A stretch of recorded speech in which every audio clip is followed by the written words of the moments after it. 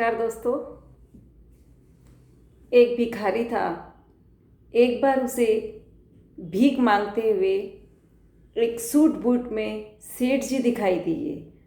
उसने सेठ जी को देखा और उसे लगा कि ये व्यक्ति बहुत अमीर है। उससे भीख मांगने पर वो मुझे ज़रूर बहुत ज़्यादा रुपए देगा। लेकिन वो सेठ जी से भीख मांगने पहुंचा। बाबूजी दक्षिणा दो, बाबूजी दक्षिणा दो। तो सेठ जी ने भिखारी को कहा कि तुम हमेशा मांगते ही हो या कभी किसी को कुछ देते भी हो? भिखारी बोला, साहब मैं तो भिखारी हूँ, मैं किसी को हमेशा लोगों से मांगता रहता हूँ, मैं किसी को क्या दे सकता हूँ? या मेरी इतनी हिम्मत ही कहाँ जो मैं किसी को कुछ दे सकता हूँ? तो सेठ जी ने कहा कि जब तुम किसी को कुछ दे नहीं सकते हो तो तुम्हारा मांगने का भी हक नहीं है। पर मैं एक व्यापारी हूँ, तो मैं कैसे आपको एक लेन देन में विश्वास करती हूँ मैं कि जब आपके पास कुछ नहीं है तो मैं उसके बदले आपको क्या दे सकती हूँ। भिखारी सोच में पड़ गया कि मैं अब सेठ जी को क्या दूँ जिससे सेठ जी मुझे भीख दे दे। और जहाँ सेठ जी को उतरना था वह स्टेशन आ गया और सेठ जी ट्रेन से उतरे और सेठ जी चले गया। लेकिन भिखारी सोच में पड़ गया कि आखिर मैं सेठ जी को क्या दूँ जिससे मुझे सेठ जी से कुछ मिल जाए। सेठ जी द्वारा कही गई बात भिखारी के मन में उतर गई। वह एक पेड़ के नीचे बैठ करके सोचने लगा और सोचते सोचते नींद आ गई। और जैसे नींद से जागा वह बात उसके मन में जगने लगी। और फिर वो सोचने लगा कि शायद मुझे ज़्यादा पैसा भीख में इसीलिए नहीं मिलता क्योंकि मैं बदले में इन्हें कुछ नहीं देता। लेकिन मैं तो एक भिखारी हूँ, मैं किसी को कुछ देने के लायक ही नहीं हूँ। लेकिन कब तक मैं बिना कुछ दिए भीख मांग सकता हूँ? लेकिन बहुत सोचने के बाद भिखारी ने अपने मन में निर्णय लिया कि जो भी व्यक्ति उसे भीख देगा वह उसे कुछ ना कुछ देगा। लेकिन वह सोचता रहा कि वह बदले में क्या दे सकता है। और सोचते सोचते उसको पूरा दिन गुजर गया, लेकिन उस पर्सन का कोई उत्तर नहीं मिला। लेकिन वह यही सोचता था कि मैं दूसरे को क्या दूं। दूसरे दिन जब वह स्टेशन के पास बैठा हुआ था तो उसकी नज़रें उस फूलों पर पड़ी जो जो स्टेशन के आसपास फूल फूल जो थे वो पौधे पे खिल रहे थे। तो उसने सोचा कि क्यों ना मैं लोगों को भीख के बदले फूल दे दिया करूं। और उसने इस विचार पर काम करना शुरू कर दिया। उसका अपना यह विचार बड़ा अच्छा चला और उसी राह पर वो चल पड़ा।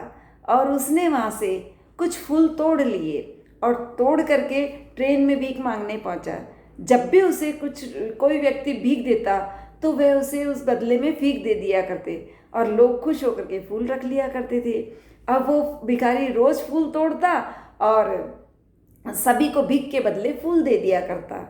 फूल दे करके देख कर लोगों के चेहरों पे बहुत मुस्कान आ जाती। कुछ ही दिनों में उसने महसूस किया कि उसे बहुत अधिक लोग भीख देने लगे हैं। वह स्टेशन के पास गया, सभी फूलों को तोड़ लाता था और जब तक उसके पास फूल रहते थे तो उसे बहुत लोग भीख देते थे। लेकिन जब फूल बांटते बांटते ख़त्म हो जाते थे तो उसे भीख नहीं मिलती थी। अब रोज़ ऐसे ही चलना लगा। तो कई दिन गुजरने के बाद एक दिन जब वह भीख मांग रहा था तो उसने देखा कि वही सेठ जी जिससे वह भीख मांग रहा था वह आज फिर उसी ट्रेन में बैठे हुए थे। तो और जिसकी वजह से भीख की वजह से वह फूल देने की प्रेरणा मिली थी, वह भिखारी उन सेठ जी के पास पहुंचा और भीख मांगने लगा और कहने लगा, आज मेरे पास आपको कुछ देने के लिए है। तो सेठ जी ने कहा, क्या है? तो वह बोला, मेरे पास फूल है। सेठ जी मुस्कुराने लगे और बोले कि आप मुझे भीख दीजिए और मैं आपको भीख के बदले फूल दूंगा। सेठ ने फूल के बदले में उसे कुछ पैसे दे दिए और भिखारी ने कुछ फूल उसे दे दिए। तो सेठ जी की बात उसे बहुत पसंद आई और सेठ जी ने कहा कि वाह भाई वाह, आज तुम भी मेरी तरह एक व्यापारी बन गए हो। इतने में व्यापारी फूल लेकर के सेठ जी फूल लेकर के भिखारी स्टेशन पे उतर गए। और यही बात सेठ जी की जो भिखारी को बहुत विचार आया और उसको लगा, वो सोचने लगा कि उसके हाथों वो चाबी लग चुकी है जिसके हाथों वह अपने जीवन को बदल सकता है। वह ट्रेन से तो उतर ही चुका था और वह आसमान की तरफ देख करके ये सोचने लगा कि मैं भिखारी नहीं हूँ, मैं एक व्यापारी हूँ, मैं भी उस सेठ जी जैसे बन सकता हूँ और अमीर बन सकता हूँ। और लोगों ने उसे देखा और लोगों ने उसको देख के बोला कि शायद ये भिखारी पागल हो गया है। 1 वर्ष के बाद उसी स्टेशन पे 2 व्यक्ति सूट बूट पर पहने हुए यात्रा कर रहे थे। दोनों ने एक दूसरे को देखा और उनमें से एक दूसरे को हाथ जोड़कर प्रणाम किया। तो दोनों ने कहा कि आपने मुझे पहचाना? सेठ ने कहा नहीं, शायद हम पहली बार मिल रहे हैं। भिखारी भी सूट बूट पहने हुए लग रहा था। तो सेठ जी ने सोचा ये बिजनेसमैन है।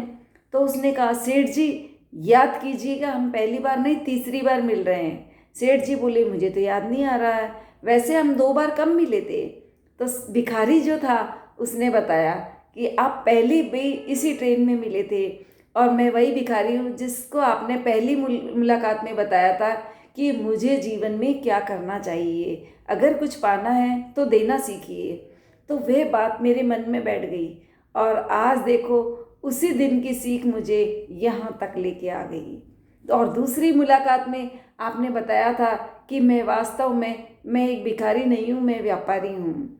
तो नतीजा ये निकला कि आज मैं फूलों का बहुत बड़ा व्यापारी हूँ और इसी व्यापार के साइड से मैं दूसरे शहर जा रहा हूँ। आपने मुझे पहली मुलाकात में प्रकृति का मिलन बताया था, जिसके अनुसार हमें वो ही मिलता है जो हम किसी को देते हैं।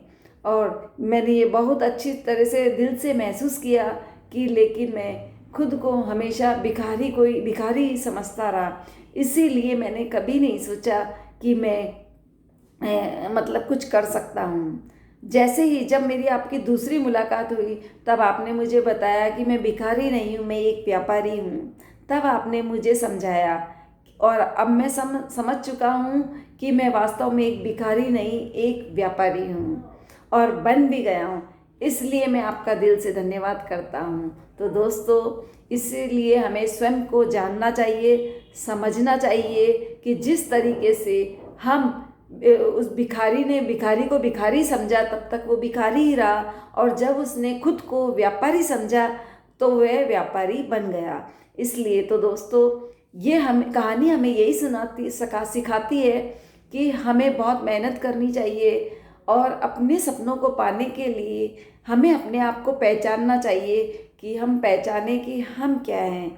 ये छोटी छोटी बातें जो है, जिनकी छोटी मुलाकातें या छोटी मुलाकात जो है वो हमारे जीवन को बदल देती है। इसलिए जीवन को अच्छा सोचे, आगे बढ़े और इसी तरह से मेरी ये कहानी के लिए इस चैनल को सब्सक्राइब करें और बताएं।